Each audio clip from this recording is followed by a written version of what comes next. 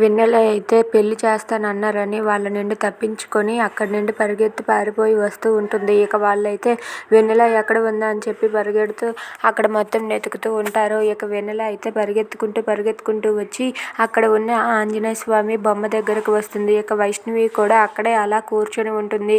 ఇక వైష్ణవి వెనక్కి తిరిగి ఉండటంతో తను గమనించక అక్కడ ఉన్న పూల బొట్టులోనికి దూరిపోయి అక్కడ దాక్కుందాం అనుకుంటుంది. ఇక ఒక అమ్మాయి అందులోకి దూరడం అయితే వైష్ణవి చూస్తుంది. వైష్ణవి అది చూసి, ఏంటి ఈ అమ్మాయి ఈ పూల బుట్టలోనికి ఎందుకు దూరింది, ఏదైనా ప్రాబ్లం ఏమో ఒకసారి అడుగుదామని చెప్పి వైష్ణవి అయితే లేచి ఆ బుట్ట తీయబోతూ ఉంటుంది. బుట్ట తీయబోతూ ఉంటే మళ్ళీ వెన్నెల అయితే వెనక్కి లాగేస్తుంది.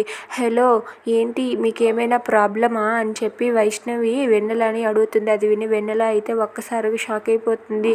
ఎవరు ఈ అమ్మాయి, ఇప్పుడు నన్ను క్వశ్చన్స్ వేస్తుందేంటి, అయినా ఇప్పుడు కానీ ఈ అమ్మాయి బుట్ట తీసిందంటే నన్ను వాళ్ళు తీసుకువెళ్ళిపోయి పెళ్లి చేసేస్తారు అని చెప్పి వెన్నెల కంగారు పడుతూ ఉంటుంది. ఇక వైష్ణవి అయితే, హలో, నిన్నే అడిగేది, ఏమైనా ప్రాబ్లమా, ఏమైంది, ప్రాబ్లం ఏదైనా ఉంటే చెప్పండి, నేను సాల్వ్ చేస్తానని చెప్పి వైష్ణవి అంటూ ఉంటుంది.